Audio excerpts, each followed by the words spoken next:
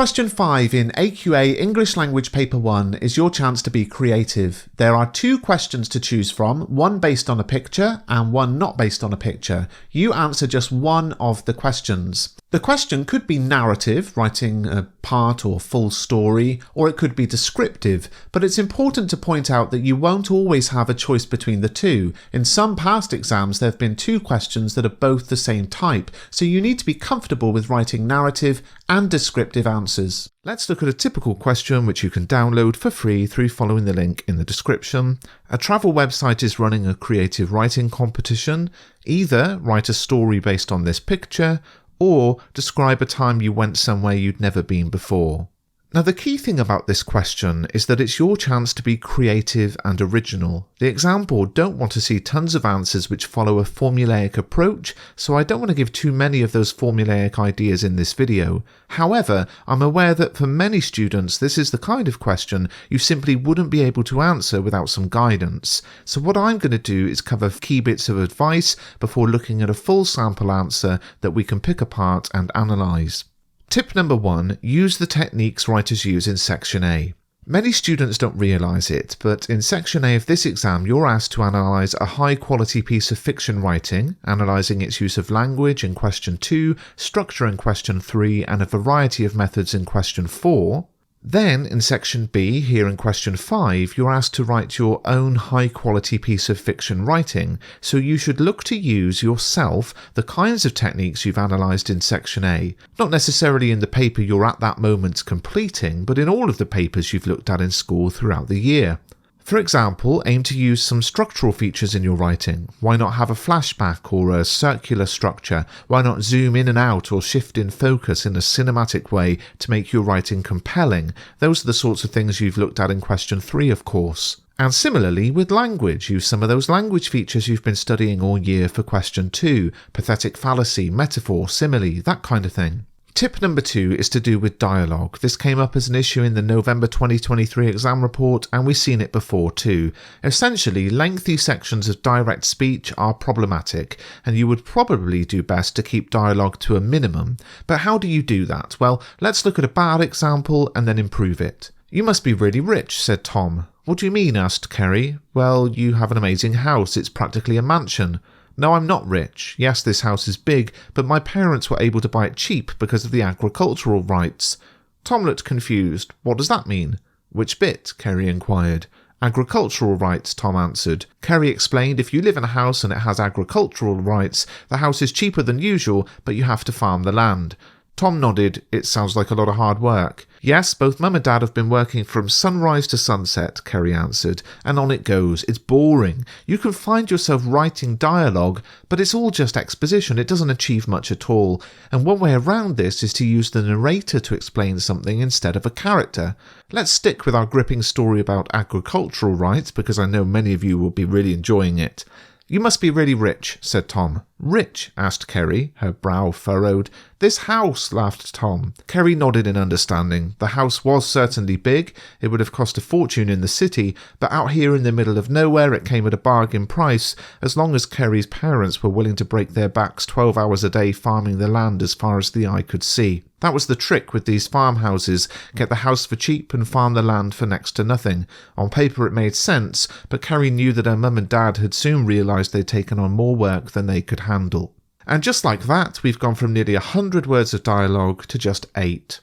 Tip number 3 is to do with planning. There was a comment in the 2023 summer exam report which suggested timing was an issue and that numerous pieces ended abruptly. So question 5 is a 45-minute question, and if you allow 5 minutes for planning and 5 for checking at the end, that gives us 35 minutes of writing time. Now this question is worth half the marks of the entire paper, so my suggestion is that you practice these kinds of questions so you're used to writing for the right amount of time. Why not attempt the question we're looking at here and follow that structure of 5 minutes planning, 35 minutes of writing and 5 minutes of checking. In your plan, you should think about how your piece is going to start, where it's going to go, and how it's going to end.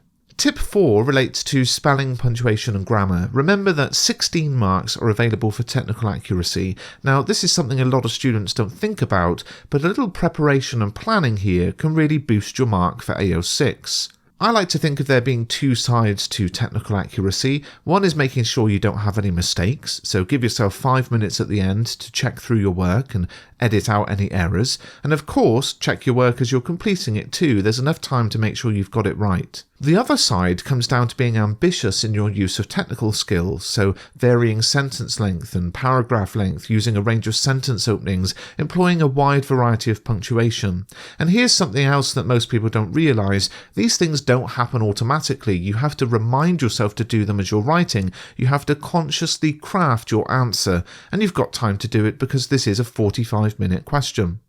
So if this was me, I would probably in my plan note down the 8 different types of punctuation I want to use. I might write cyclical structure or other things that I want to make sure I remember, sentence length, paragraph length, and then as I'm writing my piece, whether it's descriptive or narrative, I might be halfway through paragraph 1 and look back at my plan where I've not just planned my content but the skills I'm going to demonstrate and think, hang on, I haven't used much punctuation in this paragraph, I'm going to use a semicolon, and then tick it off the list. Hang on, all my sentences are pretty similar in length, I'm going to have a short sentence for effect. Actually stopping and pausing and looking back at your plan or thinking about the skills you want to demonstrate in your work as you're writing is so important.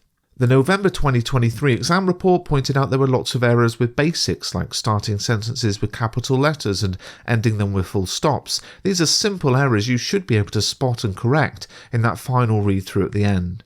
So there are 4 points, and now let's look at a full sample answer and break down what makes it good. I'll read the whole thing first, then I'll break down the skills demonstrated, and if you want to skip to the skills breakdown, I'll put the time on screen that you need to skip to. And just to say, last year I actually put a video out with this question asking for submissions for this channel, so thank you for everybody who sent them in, and let's look at one answer. He didn't belong with the glittering elite at the mansion. Gazing at his reflection in the bathroom mirror, James took several deep, measured breaths. His face was ashen and clammy as he adjusted his bow tie and tugged at his sleeves. This wasn't him. Anyone who looked his way with more than a casual glance would spot the obvious deception from a mile off.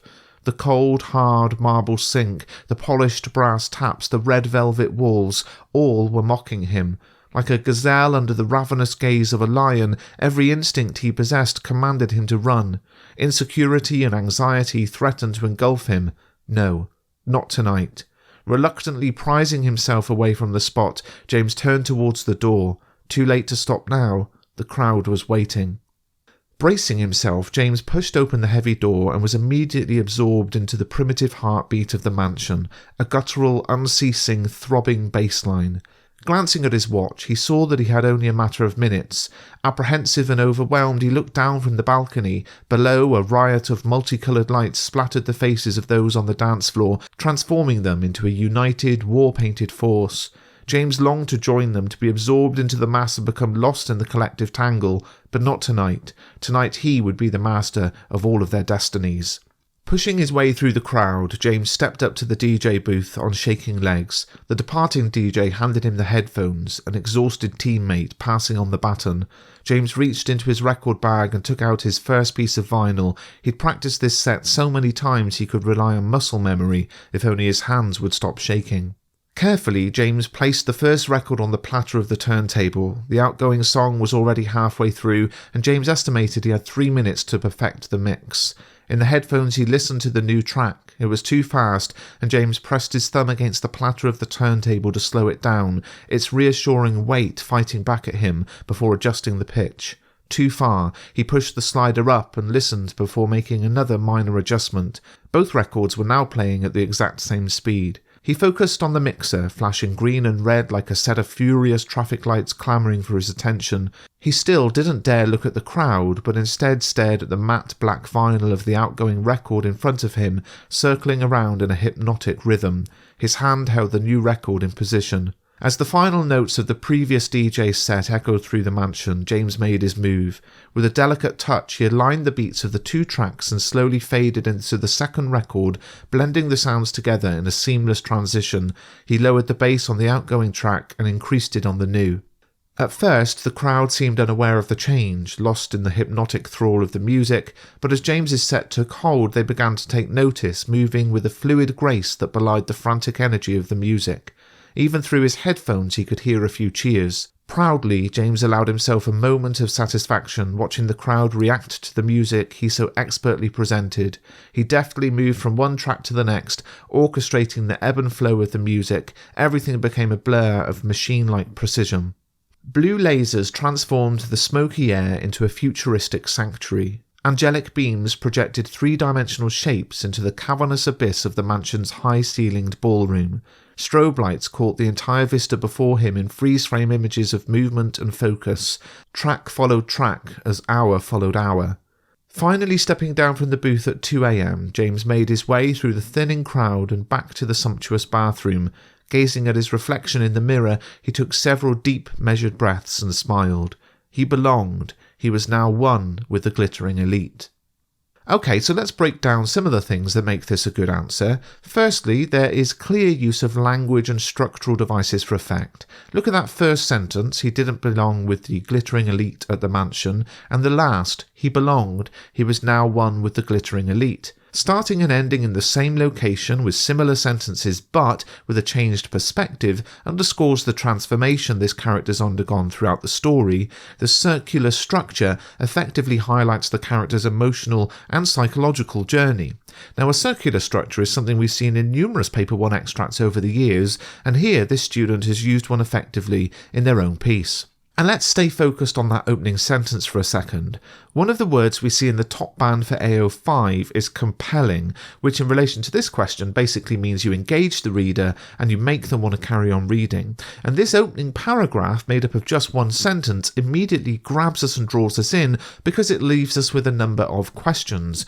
Why is he so focused on his reflection? What's causing him to take deep, measured breaths? Is he nervous, excited, or perhaps facing a challenge? And this curiosity propels us to continue reading, eager to uncover the answers and understand the context behind this moment. The effectiveness of this hook lies in its ability to create intrigue, making us invested in James's journey right from the start. In terms of language features, there are a number of examples. The simile, like a gazelle under the ravenous gaze of a lion, compares James's feeling of vulnerability to that of a prey animal under threat and highlights his anxiety and sense of danger. The metaphor, immediately absorbed into the primitive heartbeat of the mansion, suggests the music and atmosphere of the party are as vital and primal as a heartbeat and emphasises the immersive experience.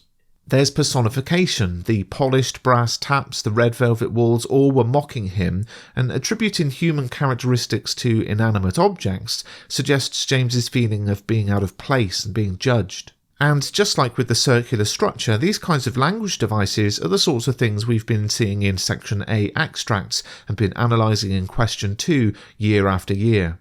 In terms of tip number 2, there's no dialogue in this piece at all, and hopefully you can see that it's fine without it. Tip number 3, well, clearly this piece was planned. How do we know? Because it doesn't have an abrupt, incomplete ending. The circular structure helps here. There was a plan of where this would start, what would happen, and how it would end. And whilst we're here, let me make another key point. The plot isn't over the top or too action heavy. There would be a risk at having a prompt like this to write some sort of horror story full of violence, explosions, death and blood, and numerous past exam reports point out how having too much happen in terms of plot can result in not enough time being spent on creating atmosphere through describing character and setting. In our piece we have some fantastic vivid descriptions of character and setting, but in terms of plot, what actually happens is quite simple.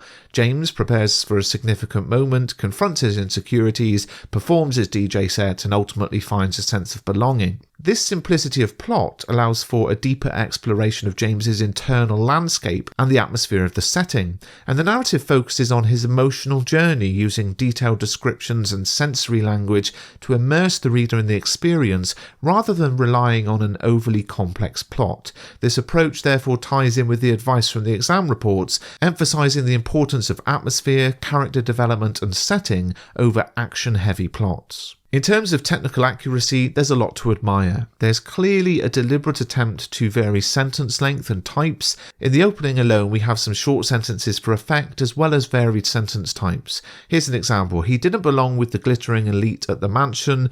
This is a single sentence paragraph that works as an effective narrative hook, as we've already explored. Gazing at his reflection in the bathroom mirror, James took several deep measured breaths. Well, here the sentence starts with an in clause. It could have been, James took several deep measured breaths gazing at his reflection in the mirror, but this would risk too many sentences starting with James or he or his. So this is one way of varying sentence types, and I've got 3 good examples of this in my language GCSE guide. The ending also uses a semicolon to link 2 sentences that are about the same topic. Anyway, there are lots more things I like about this answer. The religious imagery is effective, the vocabulary is effective and ambitious. Clearly this student has crafted this response, taking their time and working hard to show the very best of their writing skills. Why not put a comment in the comment section mentioning anything else you've picked out that's impressed you? And of course, you can always have a go at the question yourself if you want to post your answer.